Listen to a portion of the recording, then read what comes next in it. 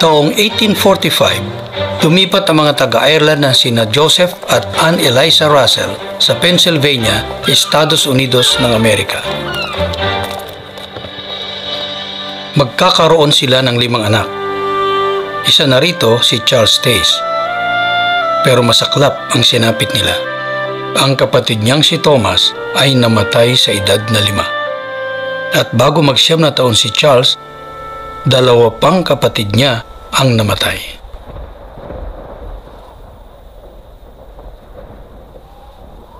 Di nagtagal, namatay naman ang kanyang ina. Huwag kang mag-alala, anak. Kakayanin natin to.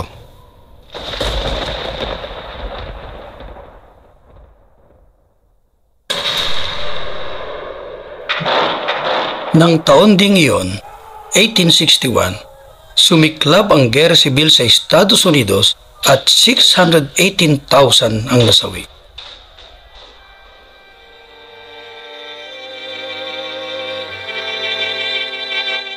Libo-libo ang namatay sa labanan, malapit sa lugar ng mga Russell.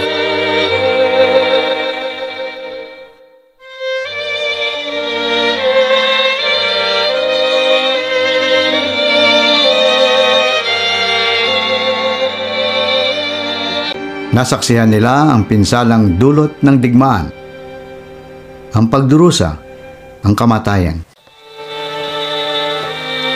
Madalas isipin ng kabataang si Charles Russell kung ano ang kalagayan ng mga patay.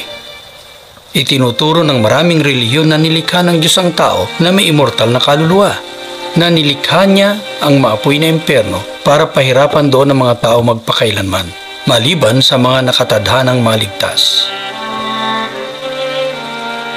Makikita sa isinulat ni Russell kung ano ang damdamin niya hinggil dito. Ang isang Diyos na gagamit ng kanyang kapangyarihan para lumalang ng mga tao na itinalaga naman niyang pahirapan ng walang hanggan ay hindi matalino, ni makatarungan, ni maibigin man. Kung totoo ito, mas mababa pa ang pamantayan niya kaysa sa mga tao. Hindi niya mapagtugma ang turo ng walang hanggang pagpapahirap at ang sinasabi ng Biblia na ang Diyos ay maibigin. Nang mapag-aralan niya ang doktrina ng mga simbahan na mga balakyot ay pahihirapan magpakilanman, hindi niya matanggap-tanggap yon. Ang buong paniniwala ng mga tao noon ay mapagiganti ang Diyos. At alam ni Russell ang sinasabi ng Biblia sa unang Juan 4:8, ang Diyos ay pag-ibig. Paano yon magagawa ng isang Diyos ng pag-ibig? Kaya nanlamig ang pananampalataya niya. May darating na naman po tayo. Naniniwala siyang mas matutulungan niya ang mga tao kung magnenegosyo siya at magkakawang gawa. Sa edad na 11, naging kapartner siya ng kanyang ama sa kanilang maunlad na negosyo ng tindahan ng mga damit. Napalago ni Charles Russell ang negosyo hanggang sa magkaroon siya ng sarili niyang mga tindahan. Heto po ang sukli niyo, ma'am.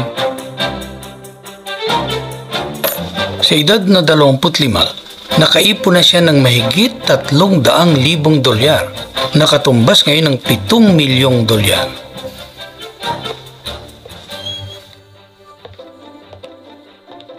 Pero hindi siya tumigil sa paghanap sa katotohanan.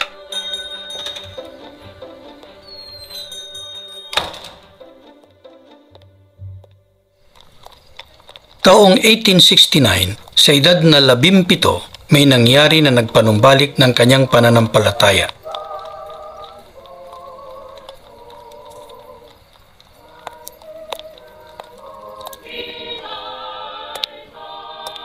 Di sinasadya, napadaan ako sa isang maagiw at madilim na bulwagan para tingnan kung ang turo ng mga nagkakatipon doon ay mas malinaw kaysa sa mga kilalang relihiyon. Tingnan natin ang sinabi ng ating Panginoon at tagapagligtas ni Jesus mismo sa mga apostol. Yun ang unang pagkakataong narinig ko ang tungkol sa paniniwala ng mga Second Adventist mula sa pastor na si Mr. Jonas Wendell. Mga salitang sinabi ko Bagaman hindi ganoon kalinaw ang paliwanag niya sa kasulatan, sa harap ng Diyos, sapat na yun para muling tumibay ang aking aandap-andap na pananampalataya sa Biblia bilang salita ng Diyos. At sa mga awit. Hindi naman ateista si Russell. Nasisiraan lang siya ng loob.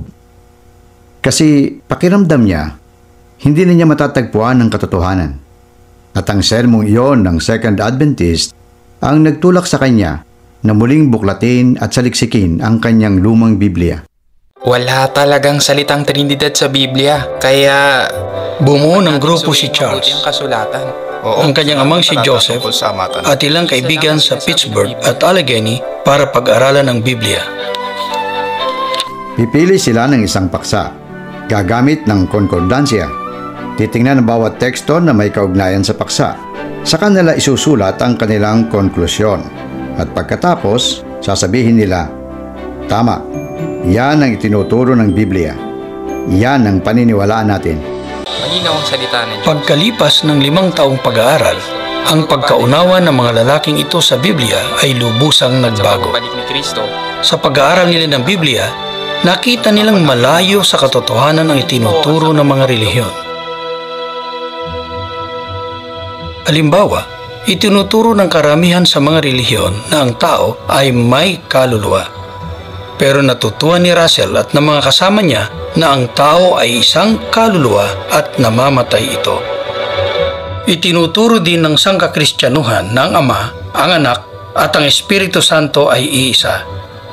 Pero natutuhan ng mga estudyanteng ito na si Jehovah ay iisang Diyos at hindi bahagi ng isang Trinidad.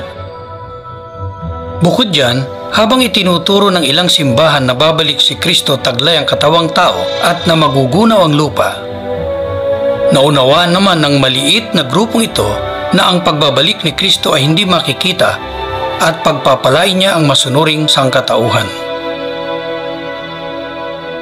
Kaya hindi lang sila basta nagdidiskusyon na pinag-uusapan kung ganito o ganon, nakapokus sila sa paghanap sa katotohanan. Sa katunayan, isinulat nila ang mga nabuo nilang konklusyon dahil kumbinsido silang makikita nila ang katotohanan. Pinasisinag ni Jehovah ang liwanag ayon sa panahong itinakda niya. Kaya ito ang pasimula ng pag-akay niya sa kanyang bayan mula sa kadiliman tungo sa kamanghamanghang liwanag.